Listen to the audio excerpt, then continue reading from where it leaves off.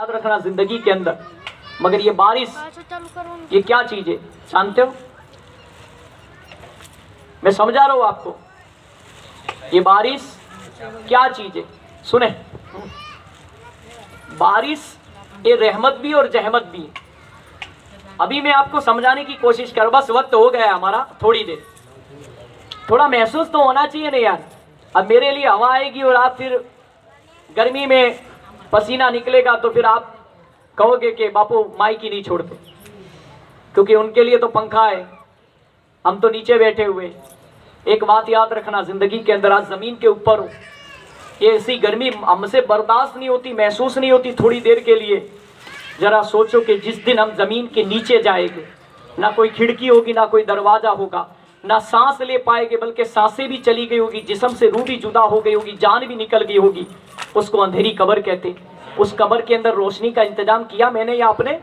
क्या अभी तक कोई हमने ऐसा अमल किया कि कब्र, हमारी कब्र जन्नत के बगीचों में से बगीचा रोशन हो जाए हमारी?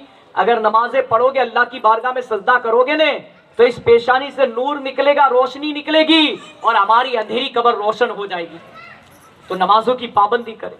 फिर क्या हुआ, ये इनकी तकदीर में लिख दिया गया था, तो ये वाकया होकर रहा और यजीद पैदा हुआ।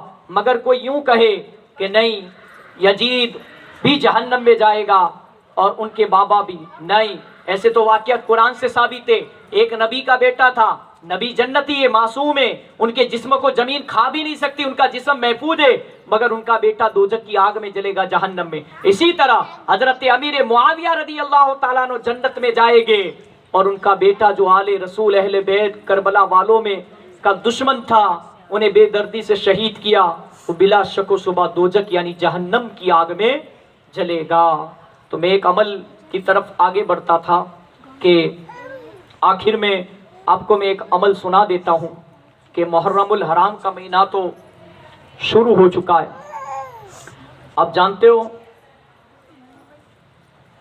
हजरत गौसुल आजम दस्तगीर रहमतुल्लाहि ताला अलैह फरमाते हैं कि फतेह मक्का से पहले एक मर्तबा मुसलमानों ने मक्का शरीफ का रुख किया।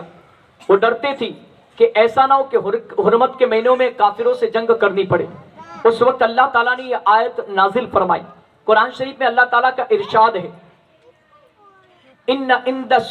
इंदतश शुहूरी इंदल्लाहि इस्ना अशर शहरन फी किताबिल्लाहि यौम खलक़स समावाति वल अर्द मिनहा अर्बअतुन हुरुमन। तर्जुमा, किताब इलाही में साल के महीनों की तादाद 12 है, और जिस वक्त अल्लाह ताला ने जमीन और आसमान को पैदा फरमाया, उसी वक्त से 4 महीनों को हरम व हुर्मत और बुजुर्गी वाले बनाए। अल्लाह ताला ने जिस दिन जमीन व आसमान को पैदा किया, तो अपनी किताब यानी लोहे महफूज में महीनों की तादाद 12 मुकर्रर की, जिसमें माह हरम 4 है, यानी 4 बुजुर्गी वाले महीने, मुहर्रम शरीफ, रजब शरीफ, जिलकादा शरीफ और जिलहज्जा शरीफ। ये 4 महीनों में रजब शरीफ का महीना अलग है, बाकी 3 मुहर्रम शरीफ, जिलकादा शरीफ और जिलहज्जा शरीफ एक साथ है। ये दिन साफ और सीधा और पक्का दिन है इस्लाम। लिहाजा इन 4 महीनों में अपनी जानों पर जुल्म न करो, यानी गुनाह ना करो, नमाज ना छोड़ो।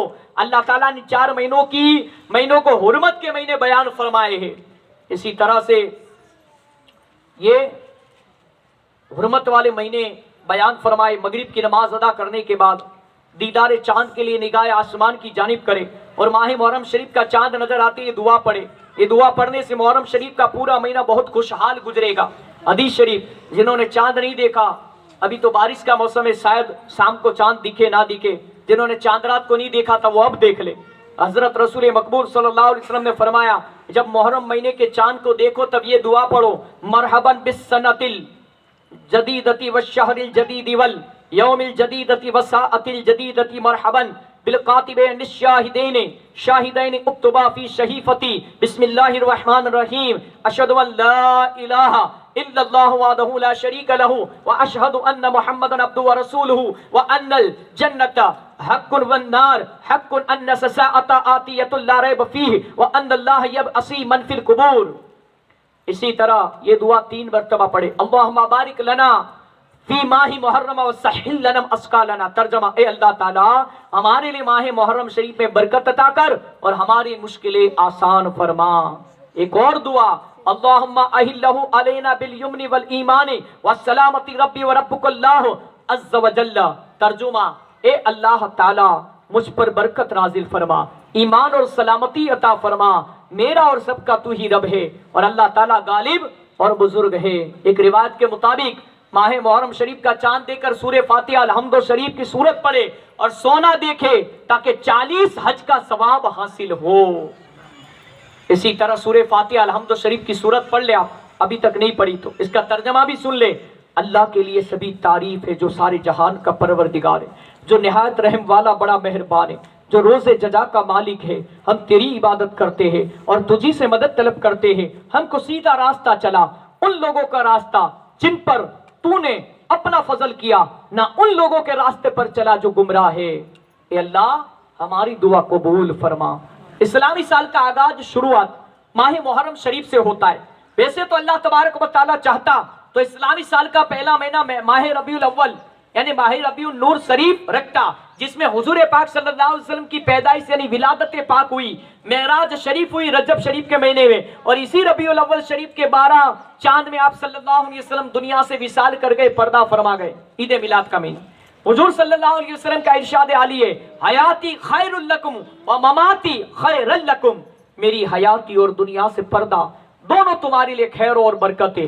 تو پھر یہ مہینہ سال کے آغاز کے لیے ضروری تھا، مگر اللہ تبارک و تعالیٰ کو کچھ اور منظور تھا کہ اسلامی سال کا پہلا مہینہ جو قرار دیا جائے وہ ماہ محرم شریف ہی ہو۔ کیوں کہ اس میں جو واقعات ہونے والے تھے وہ رہتی دنیا